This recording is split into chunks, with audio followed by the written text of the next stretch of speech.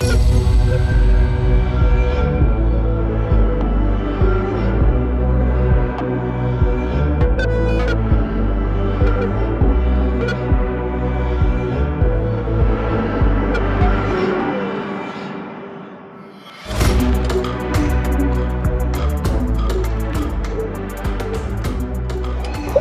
guys, my name is Pamela. I go by the name Miriam Thuo. Welcome to another episode of the Sunspot Podcast. So today we are joined by a very special guest.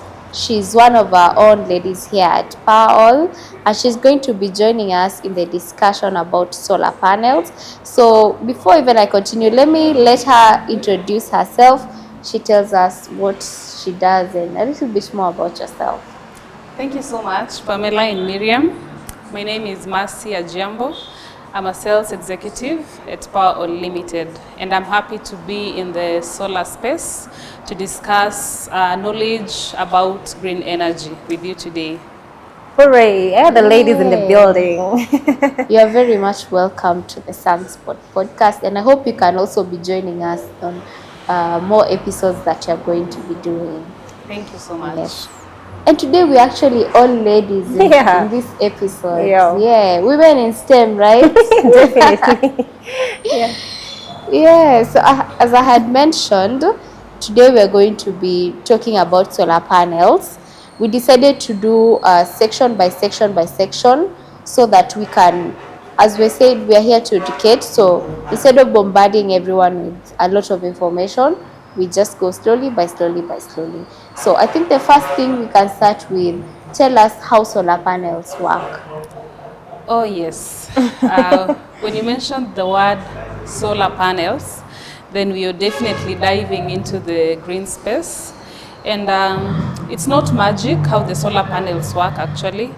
It's just the idea that they tap the rays of the sun. Actually from the word solar, that is the sun. We all understand that, I assume so.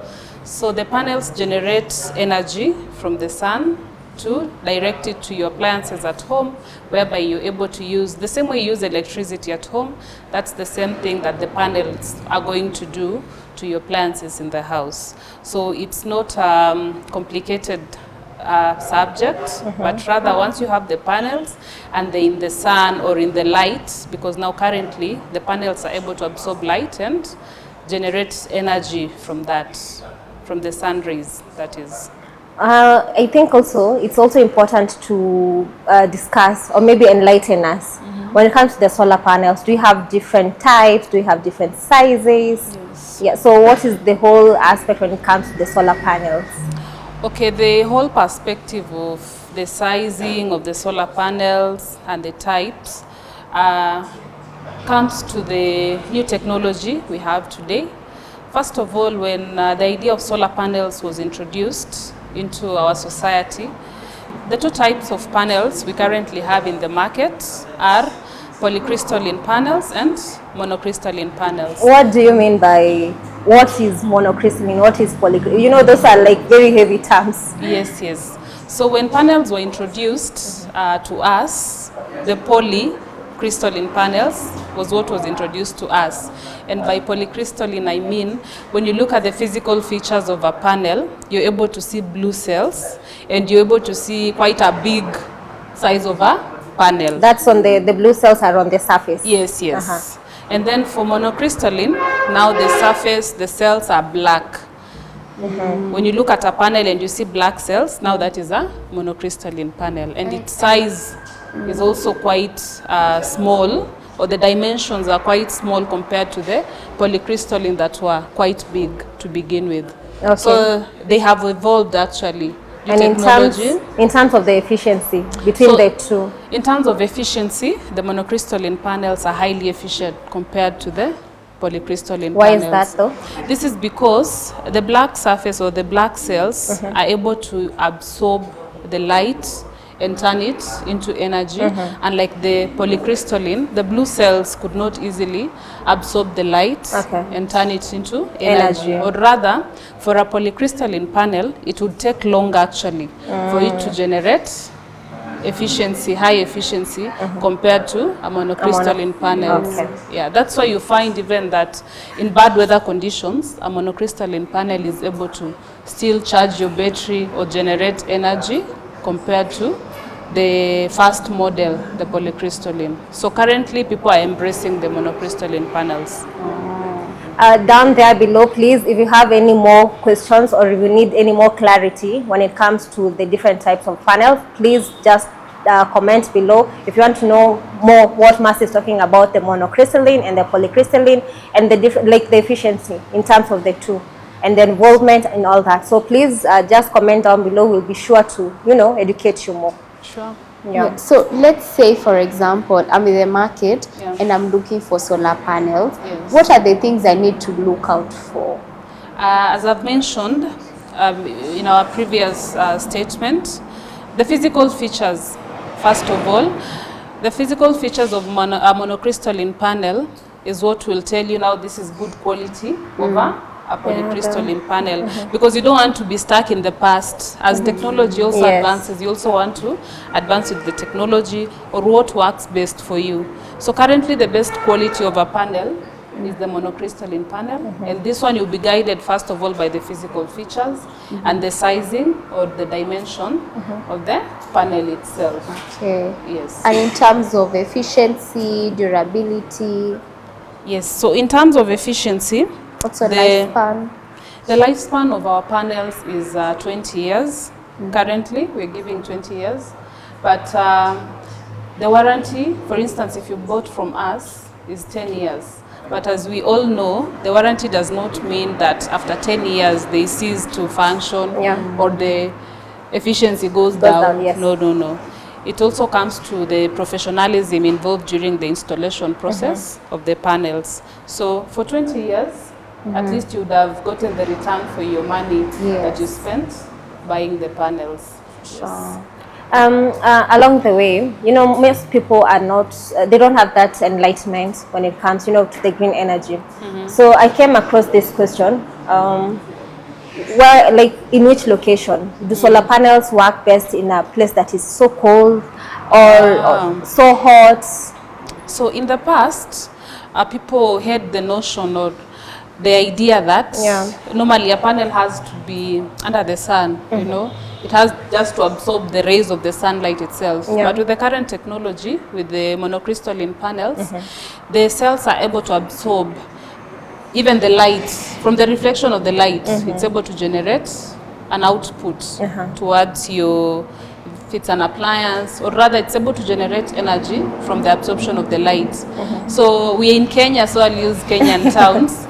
So for instance, if someone has panels in Kinangop, it's quite a cold area, and someone has panels in Mandera, you'll be shocked that even this client with panels in Kinangop, by 10 a.m. or even 11 a.m., their battery percentage could be up to 82%. Like, it's charging efficiently compared to an area where the sunlight is so high and the temperatures are at the maximum. Yes. So in fact, the monocrystalline panels, according to the technology, perform best in environments that are not very hot. So that should not be a worry to our clients when you're buying the monocrystalline panels, because it's a very big concern to most people in the market. They only have this notion that, you know, there has to be sun.